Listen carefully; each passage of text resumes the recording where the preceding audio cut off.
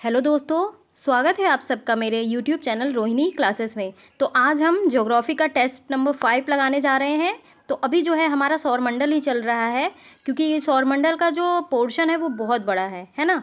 और सौरमंडल से क्वेश्चन भी बहुत बनते हैं। तो चलिए बिना किसी देरी के स्टार्ट करते हैं। तो देखिए हमारा पहला क्वेश्चन है, मौसम परिवर्तन जो है पृथ्वी की गति की किस विशिष्टता से होता है। ऑप्शन है सूर्य के चारों ओर परिक्रमा, दूसरा ऑप्शन है धुरी पर 23.5 अंश का झुकाव, तीसरा ऑप्शन है ऊपर बताए गए ए एवं बी दोनों, या फिर अपनी धुरी पर घूमना। तो कौन सा ऑप्शन सही होगा?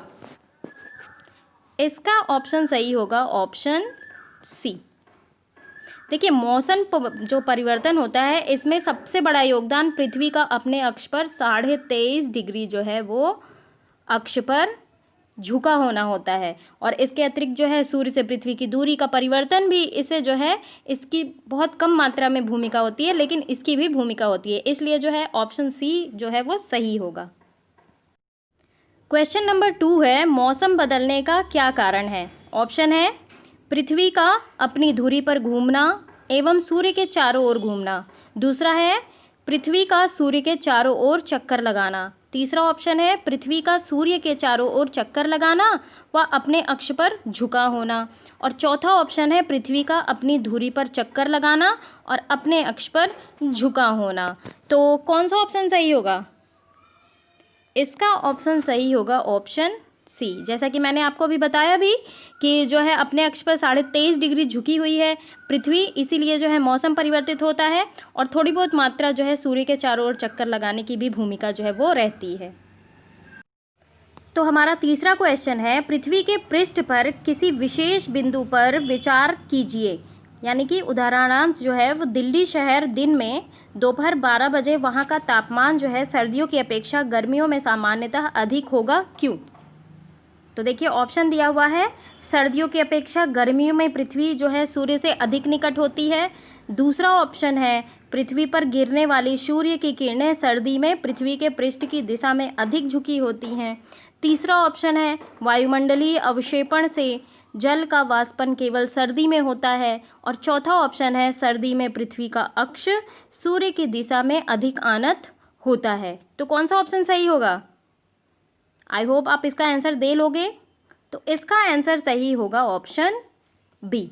जैसे कि मैंने आपको पिछले वीडियो में टेस्ट पेपर में बताया था कि 21 मार्च और 23 सितंबर, ध्यान रखेंगे 21 मार्च और 23 सितंबर सूर्य जो है 2 बार विषुवत रेखा पर लंबवत जो है वो चमकता है, और लंबवत जब किरणें पड़ेंगी तो जाहिर सी बात है वहाँ पे सबसे ज़्यादा गर्मी होगी। तो 21 मार्च और 23 सितंबर तक जो है सूर्य विषुवत रेखा और जो है कर्क रेखा के बीच 6 माह तक रहता है, और इस समय जो है उत्तरी गोलार्ध, यानी कि हमारा भारत तो उत्तरी गोलार्ध में ही है ना, तो उत्तरी गोलार्ध में जो है वो ग्रीष्म ऋतु और दक्षिणी गोलार्ध में शीत ऋतु होती है। तो उत्तरी गोलार्ध की अपेक्षा जो है वो दक्षिणी गोलार्ध में सूर्य की किरणें तिरछी पड़ेंगी, तो वहाँ जो है मौसम ठंडा रहेगा।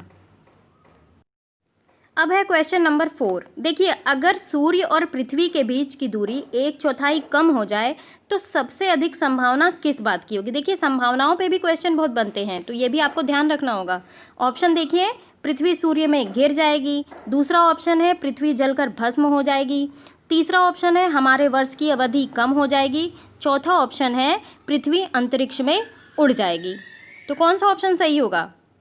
इसका ऑप्शन सही होगा ऑप्शन सी। देखिए यदि जो है पृथ्वी और सूर्य के बीच की दूरी जो है 1/4 कम कर दी जाए तो क्या होगा? सूर्य के चारों ओर घूमने वाली पृथ्वी की कक्षा छोटी हो जाएगी, तो सूर्य जो है क्या होगा, इसके फलस्वरूप जो है पृथ्वी पर 365.25 दिन का होने वाला वर्ष जो है वो छोटा हो जाएगा। ठीक है, क्यों? क्योंकि जो पृथ्वी की कक्षा छोटी हो गई, तो छोटी हो जाने पे जो है वो सूर्य से वर्तमान दूरी भी तो कम होगी ना, पृथ्वी जो है और करीब आ जाएगी और पृथ्वी की गति भी बढ़ जाएगी, है ना। और यही कारण है कि सूर्य से जो है बढ़ती दूरी के अनुसार ग्रहों का जो परिभ्रमण होता है इसकी गति घटती जाती है। क्वेश्चन नंबर 5, पृथ्वी पर मरुभूमि होने की संभावना अधिक रहती है कहाँ? शून्य अक्षांश पे, 23 डिग्री अक्षांश पे, 50 डिग्री अक्षांश पे, या फिर 70 डिग्री अक्षांश पे। तो कहाँ होती है? तो ये होती है 23 डिग्री अक्षांश पे। तो देखिए जो मान लीजिए आप कि देखिए 15 से 30 डिग्री अक्षांश के बीच का जो होता है पोर्शन मरुस्थलीय जलवायु का होता है। तो पृथ्वी पर जो है मरुस्थल बनने के 4 प्रमुख भौगोलिक जो है स्थितियां हैं। आप देख लीजिए 30 डिग्री अक्षांशों से के आसपास जो है वायुदाब उच्च होता है और यहाँ पे जो है हवाएं ऊपर से नीचे उतरती हैं। तो क्या होता है, इसके फलस्वरूप वर्ष भर मौसम जो है वो साफ बना रहता है। तो सहारा और ऑस्ट्रेलिया मरुस्थल जो है वो इसी के अंतर्गत आते हैं, ध्यान रखेंगे। अब आगे क्वेश्चन है कथन कारण का। तो देखिए क्या है, कृत्रिम उपग्रह हमेशा पृथ्वी से पूर्वी दिशा में छोड़े जाते हैं। और दूसरा ऑप्शन है पृथ्वी जो है पश्चिम से पूर्व की ओर चक्कर लगाती है और इसीलिए जो है उपग्रह को निकास वेग मिल जाता है। तो क्या सही होगा बताइए सोच के। तो देखिए हम कथन को देखते हैं क्या सही है ये। तो देखिए कृत्रिम उपग्रह हमेशा पृथ्वी से पूर्वी दिशा में छोड़े जाते हैं। क्या ये सही आपको लग रहा है?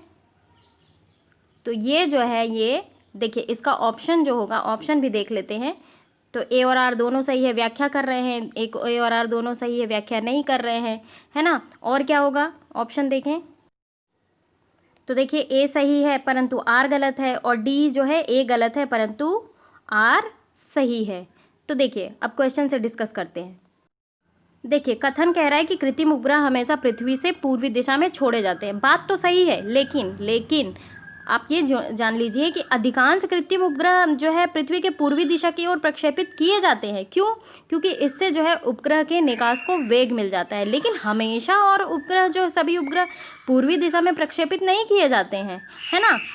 तो ये जो है ये गलत हो जाएगा। तो ध्रुव के चक्कर लगाने वाले कुछ उपग्रह जो है उत्तर या फिर दक्षिण में भी प्रक्षेपित होते हैं। दूसरा है कारण। तो देखिए ये जो है ये बिल्कुल सही है। कैसे सही है कि पृथ्वी जो है पश्चिम से पूर्व की ओर चक्कर लगाती है, बिल्कुल सही बात है। और इसीलिए जो है उपग्रह को निकास का वेग मिल जाता है, ये भी सही है ना। तो कारण जो है सही है और कथन जो है वो गलत है। तो इसीलिए जो है ऑप्शन डी जो है वो राइट होगा। ठीक है, आगे बढ़ते हैं। अब देखेंगे 7वां क्वेश्चन। देखिए क्या है 7वां क्वेश्चन। 7वां क्वेश्चन ये है कि पृथ्वी के परितः घूमने वाले कृत्रिम उपग्रहों से बाहर गिराई गई गेंद क्या होती है? सूर्य पर चली जाती है, चंद्रमा पर चली जाती है, पृथ्वी पर गिरेगी या फिर पृथ्वी के परितः उपग्रह के समान आवर्तकाल के साथ उसी के कक्षा में घूमती रहेगी। तो इसका सही ऑप्शन होगा ऑप्शन डी। देखिए पृथ्वी के चारों ओर जो है घूमने वाले कृत्रिम उपग्रह के बाहर गिराई गई गेंद जो है वो कोई वस्तु उपग्रह के समान ही पृथ्वी के चक्कर काटने लगती है। ठीक है, ध्यान रखेंगे। आगे बढ़ते हैं।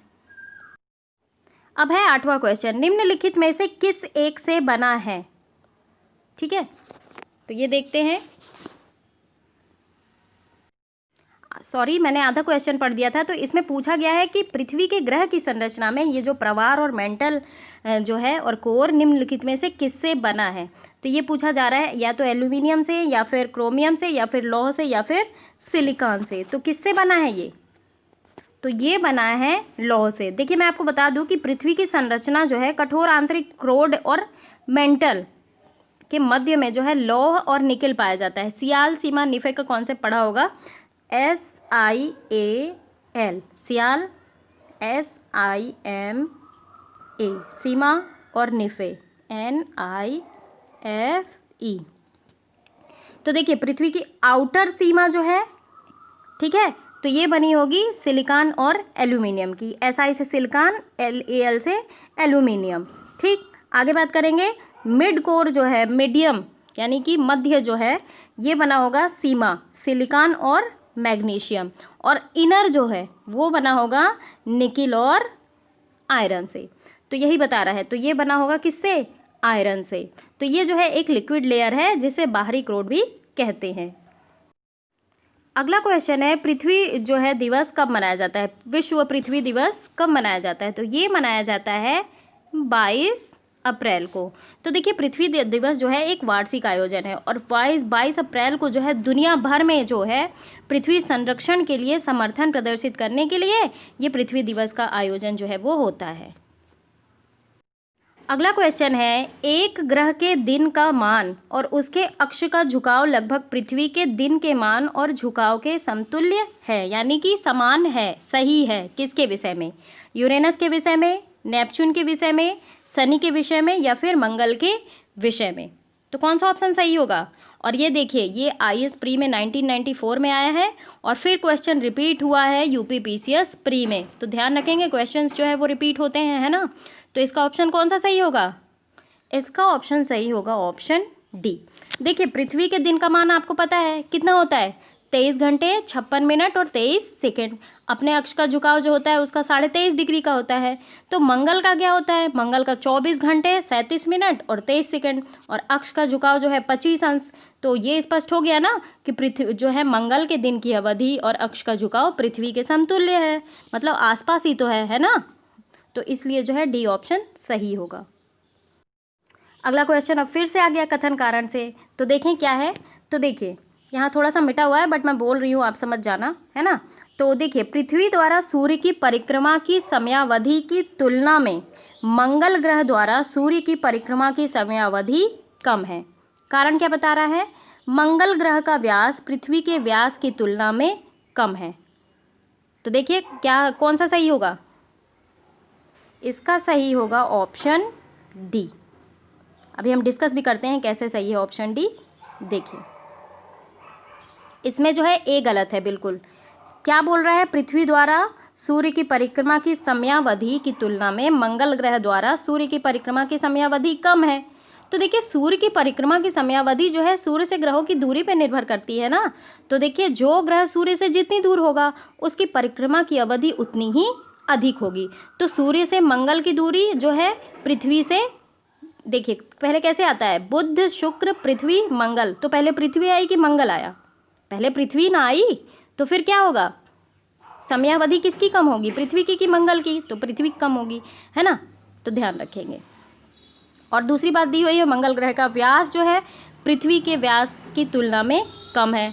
तो ये सही है, ये व्यास जो है वो कम है ना। मंगल का व्यास जो है पृथ्वी के व्यास की अपेक्षा कम है।